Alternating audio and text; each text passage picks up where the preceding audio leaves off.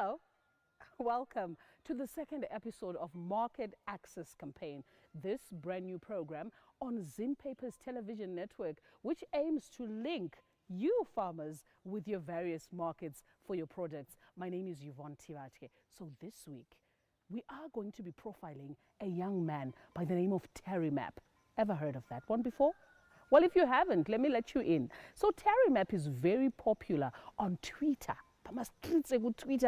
And on social media, he's affectionately known as Terry Map, just for making village life look so admirable. And did he? So we want to get in there and we want to find out why he is making village life so admirable, because of rearing free-range chickens, Marodrana. So I'll tell you something. I'm actually hoping that Kanyama and I would make a little chick. So come along, let's go. Let's check it out. How's it going? Nice to finally see you in person. Thank you so much. I'm so grateful and humbled that you guys managed to come this side. Yeah. So where is the site for somebody who would want to actually know? Because Mondorongezi, but is it an actual communal name? Like, is it somewhere else that's not Mondorongezi? No, this is deep Mondorongezi, like the original Mondorongezi. Ah. Yeah, we are in TIF. Turf. Yeah. That's the name of the place. That's the name of the place, and this is Village 6. Village 6, that's what I wanted to know. Exactly. Cool. So Terry Map, you have, as you are affectionately known on Twitter streets and on social media, you've coined your name Terry Map, and I know that your full name is Terence Maposa. True. Yes. Right. Saka, I would want to know from you, Kuti, mbiri pa Twitter, like what really happened, Kuti?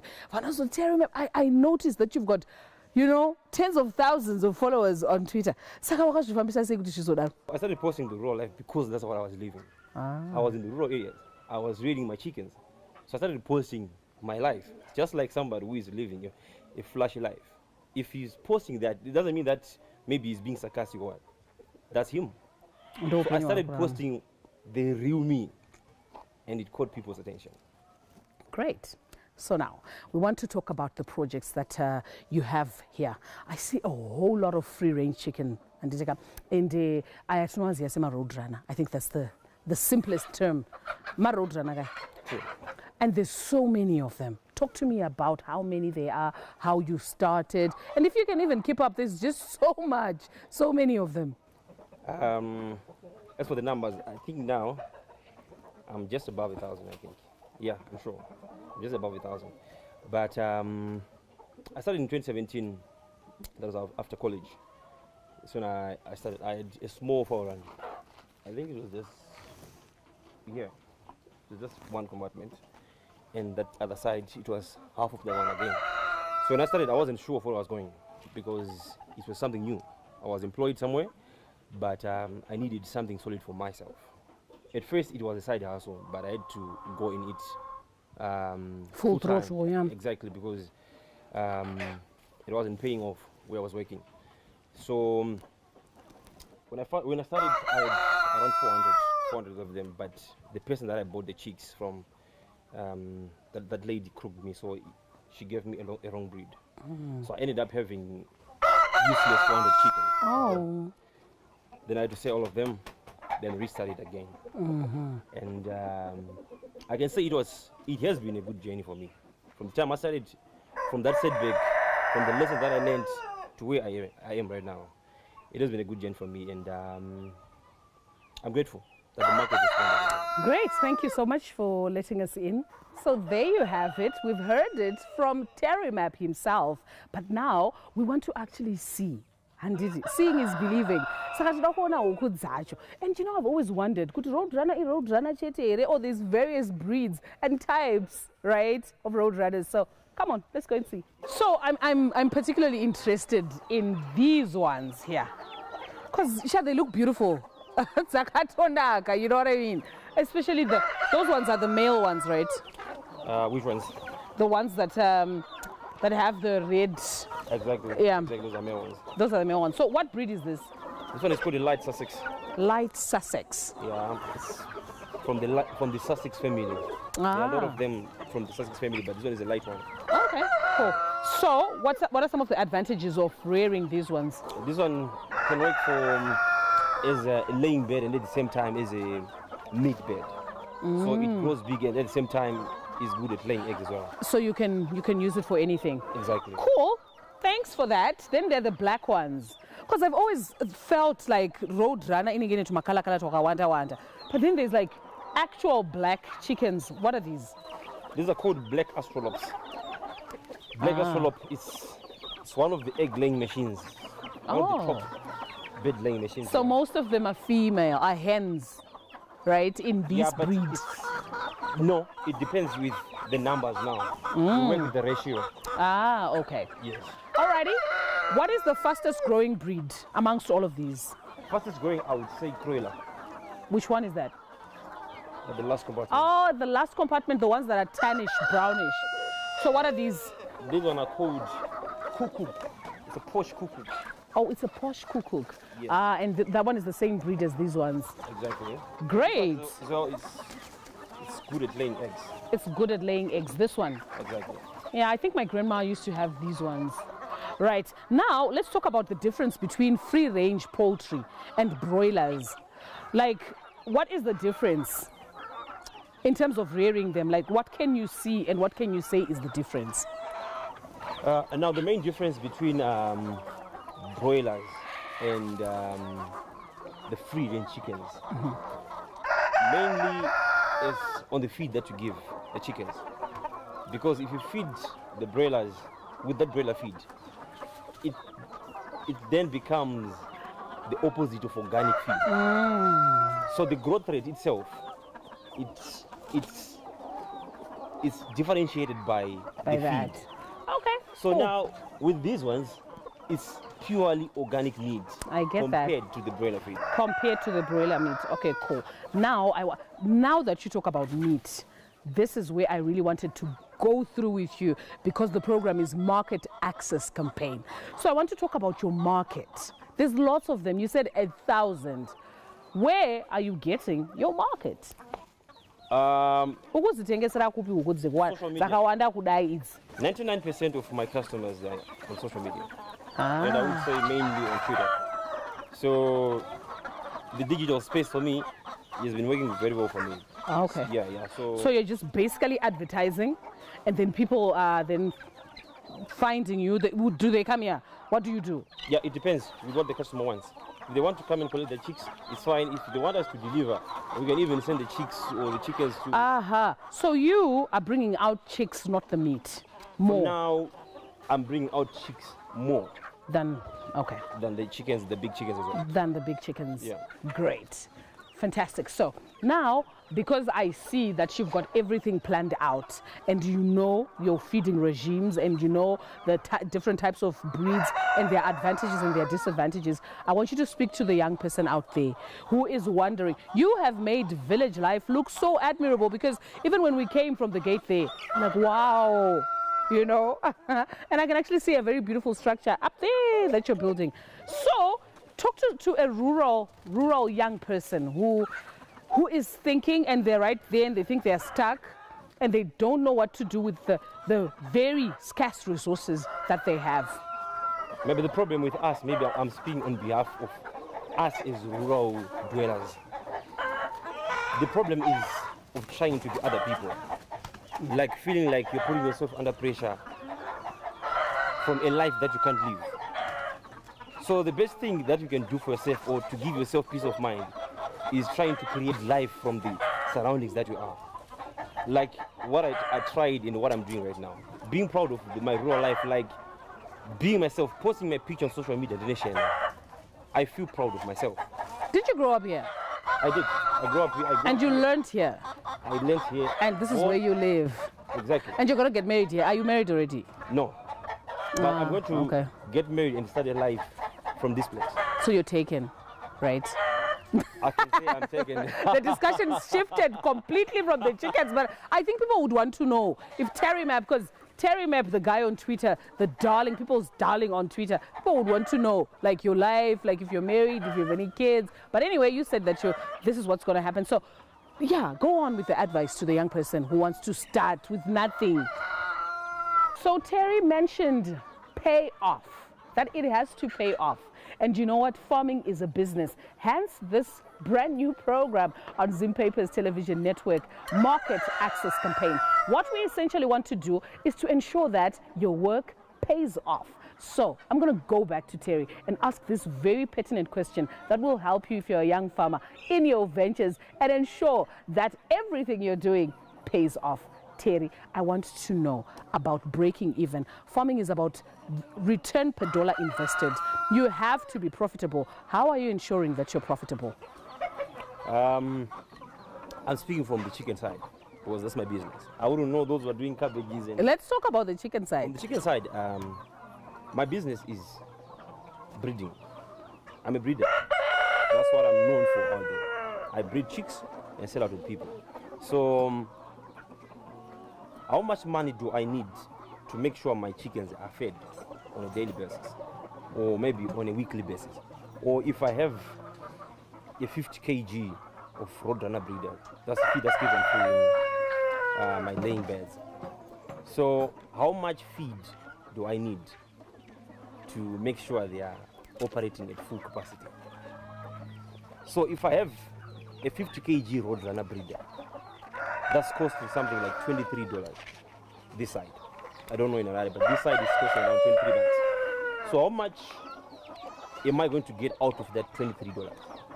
That's my simple mathematics. Okay, maybe I will remove the expenses for the vaccines, Mishonga, maybe in other expenses. But the $23 that I'm going to fork out, how many days are they going to be consumed by my chickens? That's my mathematics. So for example, when I was having 100 laying hens, for myself, a 50 kg would take me for 4 days. So I would get 90, 95 eggs per day, or maybe let's work with 90 or even 80 eggs per day. 80 times 2, 160, 160 times 2, I don't know the number. Oh, okay, cool. I do, but I think I get the point.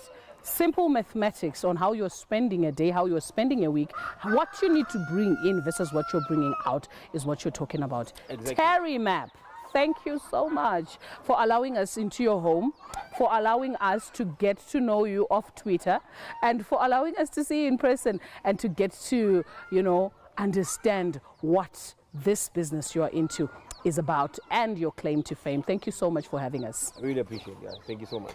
You're most welcome. There you have it. From Mondoro Ngezi.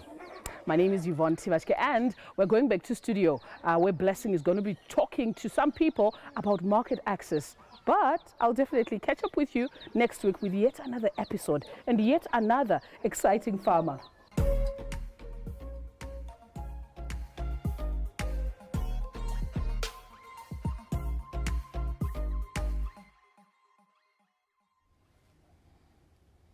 Well, thanks very much, Yvonne. I see you are having so much fun out there in Mondoro. And of course, Terry Map is a free-range breeder in Mondoro Village 6.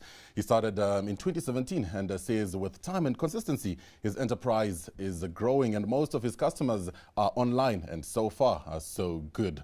Yeah, we'll be back shortly.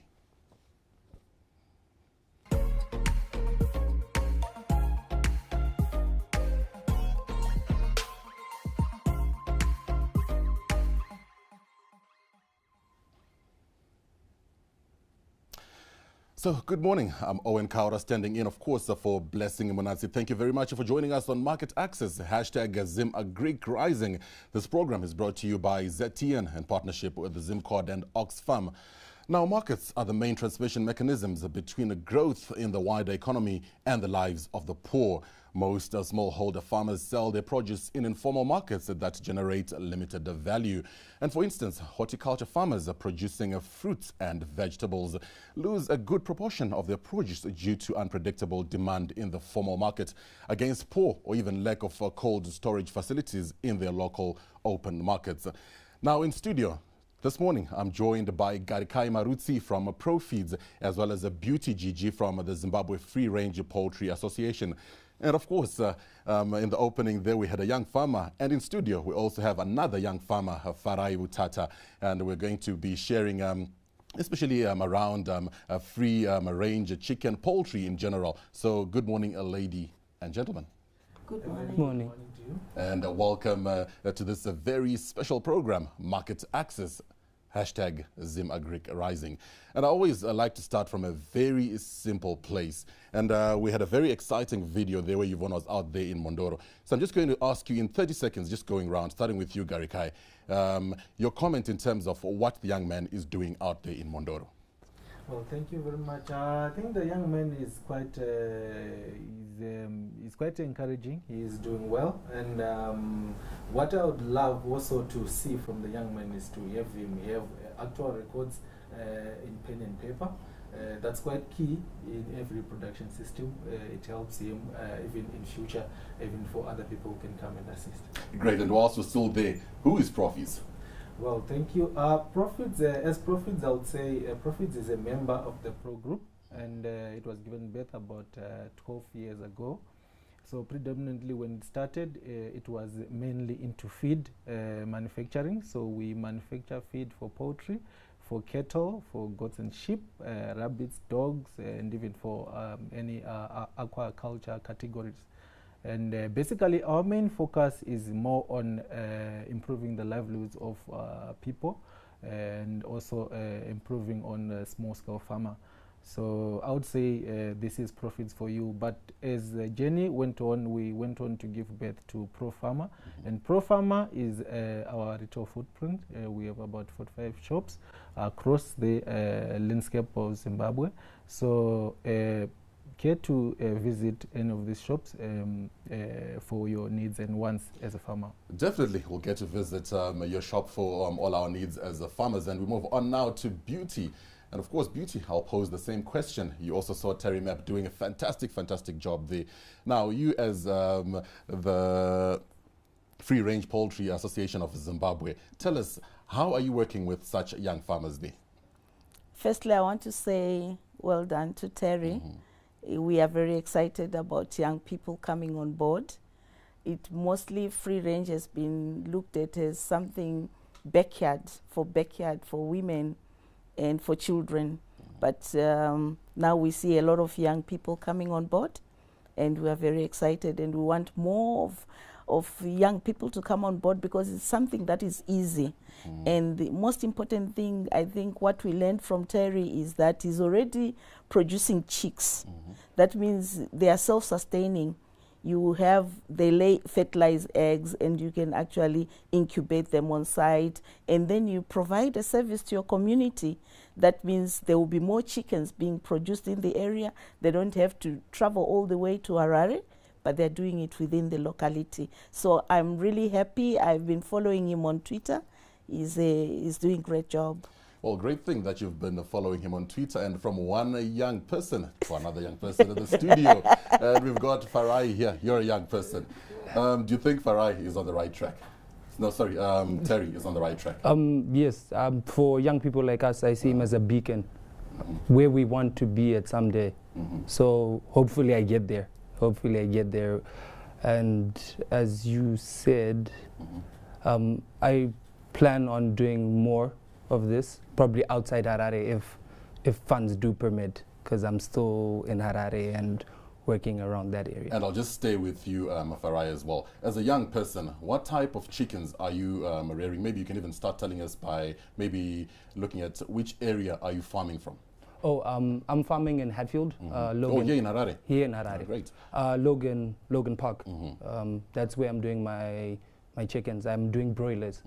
They're easier to look after for someone who's always at home. Because of the lockdown and school, it's easier for you to be always there. And staying with you, what has been the progress like so far?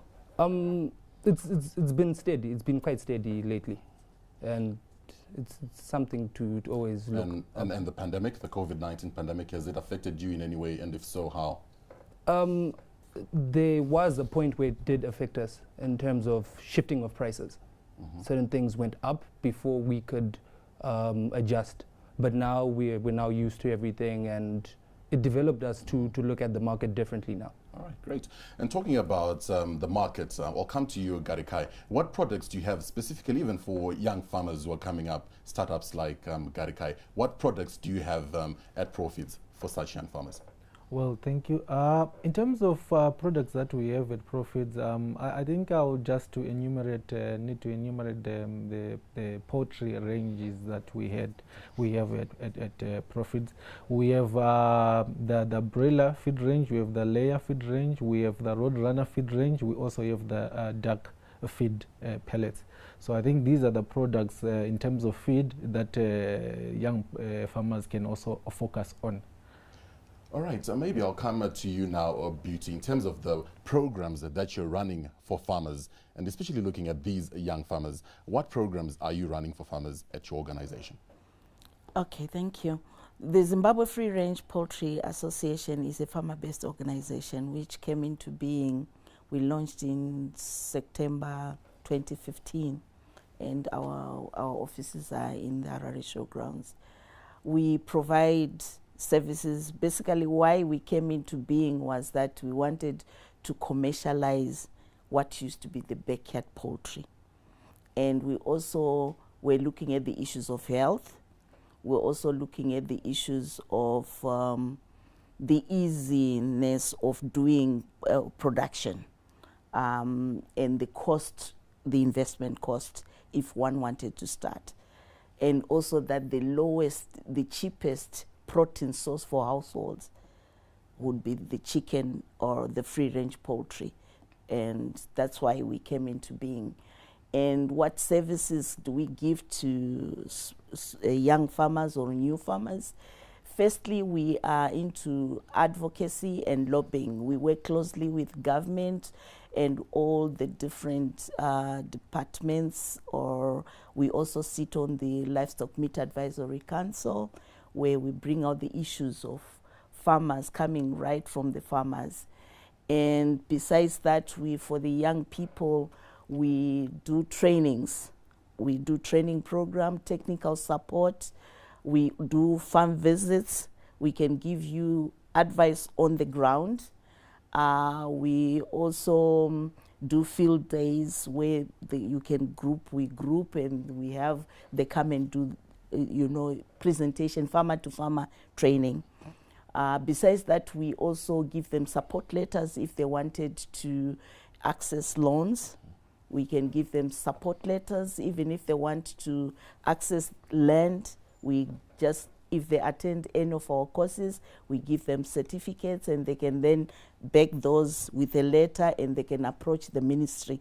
We cannot say that they will be given land, but at least it's our contribution towards making sure that they have all the documentation that can actually justify them getting or accessing land or loans. And besides that, we do information generation and dissemination. There's a lot of information that comes from ministry, that comes from Livestock Meat Advisory Council, or even sometimes we network with other organizations outside the country. We also keep our members well informed in terms of the latest developments, what is happening in the poultry industry in the world. So we work closely and we give them information, we give them guidance. Besides that, I think the most important other thing that we do is market linkages.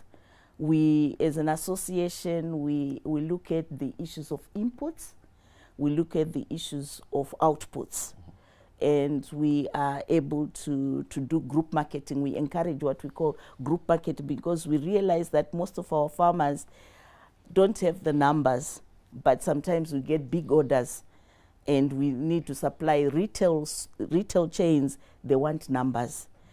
Hotels, until our hotels can move, we want our hotels to move from having free range or traditional foods being special, called special, once a week to every day. If you go to East Africa, West Africa, traditional foods are every day. So we want our hotels also to get to that level. But our interactions with hospitality, they say there are no numbers, there are no chickens. So there is need for us really produce a lot. So we encourage the young people to come on board. We encourage the elderly, the disabled. It's something that everyone can do.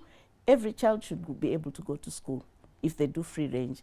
Lastly, we do standardization. At the moment, we are working with Standards Association to develop standards. The standards which were there were mostly for the commercial beds, the broilers and the commercial layers. And now we have developed what we call the Code of Practice. It's being finalized, it will be launched. And also we've also finalizing the eggs, free-range poultry eggs standards, which will also guide, because we're looking at the export market. We're also looking at ourselves being competitive out there.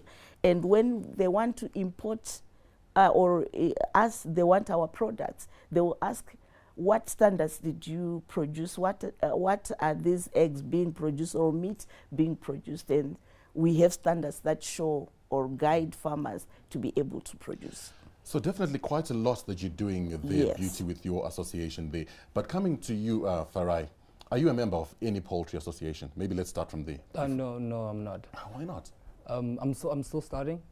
So getting the ropes, but I do get advice from local veterinarians, All right. from SPCA and veterinary distributors. And you know what? My eyes just lit up when she said loans, right? Because that means funding, right? How easy is it for you to access funding at the moment? If you tried accessing funding, and how difficult or easy has it been for you to access funding? Funding is quite difficult to access because it's hard for you to, as a small-scale farmer, to go to a bank and be like, I have this, and all you have is just 100 birds, since we can't keep more within residential areas. So hopefully if there's some way of us accessing them, like Beauty had said, we could go for training courses and they could help us access these funds if possible. I would say you definitely need to join such an association, because it opens up so much for you as well. She was talking about exports as well. But in terms of, I'll just stay with you for a while, in terms of some of the other challenges that you've faced as a startup, as a young farmer, what are some of the other challenges that you've been facing? Major challenges was mainly financing the whole business plan, because there are days where you don't make as much profit as you have made before, and you still have to put out money from your pocket and keep on going, but it does get better with time. And other challenges we have are diseases, because we don't have alerts that it's this season of certain diseases, because the season we came from, we had issues with malaria. There were birds being bitten by mosquitoes, and later on we were told, I think it's in March, when we were told that we have to do certain things to prevent this. But it was too late for those who had lost their birds. So hopefully we get alerts like most situations. Now, just coming to you, Garikai, he's brought up very important points there. We're looking at diseases, and from your end, of course, you've got products which are in line, and he's saying he doesn't have information around diseases and other issues that affect farmers in terms of poultry production.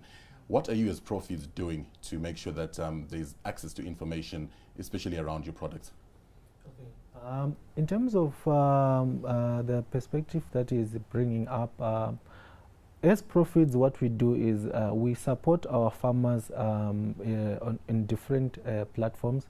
So, for instance, as I said, we have quite a wide footprint across the country. We encourage farmers to visit any of our ProFarmer branches. They can visit physically. They can also try to use our call center, toll-free numbers. They just need a phone with a battery to get in touch with us. We also operate via our social media platforms, be it on Facebook, be it on even on WhatsApp from the tech members. So by joining a WhatsApp group from the ProFarmer Center that's near you, you have the ability to post your problems or your questions. Then you can get assistance from the different service consultants that are within those groups. Or sometimes if they see that there is need for referrals, then they can escalate the issue to the next consulting tech person. So these are some of the platforms that young farmers can make use of, So it's just quite unfortunate that sometimes people may not be aware, but these are some of the doors that you can open and get to explore, get to get some of that information. And most of the time, every Tuesdays on Facebook, or if you check on our pages, we also do some trainings. So apart from that, we also, if you visit physically our shops, we can also engage with farmers, tailor-make the solutions to fit your problems that you are having. And also in some instances we get to visit you on site, trying to find solutions that last, solutions that work. Because if you can try to appreciate from the stories that we are discussing here, you find that most farmers do not have standard structures, or they are still growing. So you find each farmer, even if we are going to have structures that may seem identical or similar, they may not perform the same, they may not share the same problems. So if they share with us what they are encountering or what they are experiencing, then we can try to tailor-make solutions that are specific for their situation. So there we go, Farah. I think you've been answered there. Well, coming up next is the Hint Corner. Stay with us.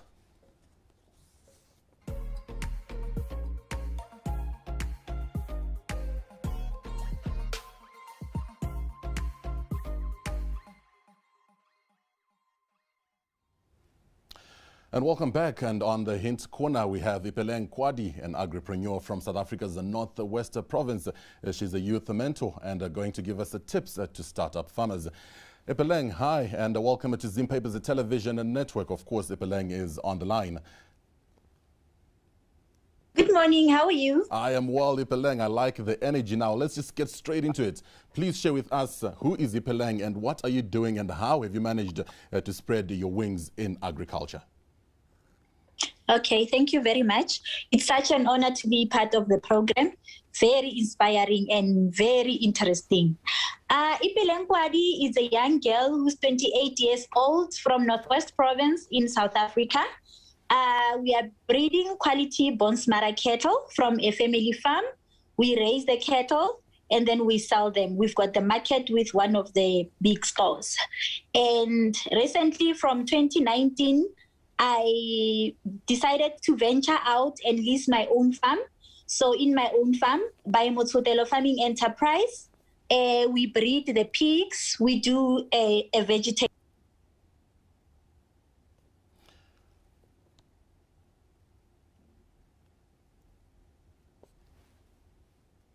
and to start processing my own feed for animals. Thank you. All right, so thanks very much there. Now, from what you've been saying there, I think you also need to tell us what are the things that a farmer needs to consider when starting? Any farmer needs to consider it's a land. A land is very important because you need to check your production. If it is going to be huge or small, that will determine the size of land that you need for your business. I would advise one to start small so that you can learn. Because farming business is a risk, you need to take well calculated risks as well. We need water, availability of water rights as well. In case you'll be using large amount of water, it also required. You need the capital, which is the money to start the business. When you start in agriculture, you don't think of funding. Otherwise, you'll end up being disappointed. You just make use of what you have. And if the government is willing to assist, they will find you busy. And another thing, you need patience. In farming, farming requires a lot of patience. You must be passionate. It's not a quick cash thing. So you really need to be passionate. So there you go. It's not a quick cash thing. So she says, now finally, the secret behind your success in farming. The secret is it's a hard work and dedication. Another thing, you need very supportive people around you. You need to be humble. I mean, most of my achievement, I started volunteering, and that's how most of the things I achieved. So yeah, you need to be humble as well. It's interesting that you bring in the issue of humility, but I know I said a final point, but lastly, the market opportunities for farmers, especially for a startup farmer, what are the market opportunities like? You know, in the farming industry, there's a huge problem with the market because there are requirements of the product that you are having in terms of the ratio, the weight of animals, and the quality of your vegetables. I've joined a group which is African Continent Free Trade Area, where we network with a lot of young farmers from other African countries. There are a lot of opportunities. So if it's not working in your home country, you need to network with other farmers in other countries so that you can be able to share information. So there you have it on the Hint Corner, and I like that point that she raises there, that Africa is so big, the market is so huge. Just as we close the program with the Hint Corner, I'll ask each of our guests in the studio here to just give us 10 seconds of your closing remarks. Starting with you, Gary. Well, thank you very much. With poultry, the poultry industry is quite an exciting industry. So please care to just dive in head first. There are a lot of opportunities there, and as has been said with the previous participant, the market is just huge. The market is just huge, so says Gary. Beauty. Yeah, thank you very much. I just want to encourage listeners to say that they should start with whatever they have. You don't have to have so much to start. I won't add or take away. Yes. The young person. I would say to most people out there that it's an exciting journey of doing this whole project, and if you can, you should. Just don't look at others like, they're doing it, but you should indulge. Wise words from Farai, bringing Market Access to a close on this Thursday morning. Many thanks to our guests. And of course, this show is made possible by our partners Zimcod and Oxfam. Thank you very much for joining us, and stay with us. Good morning.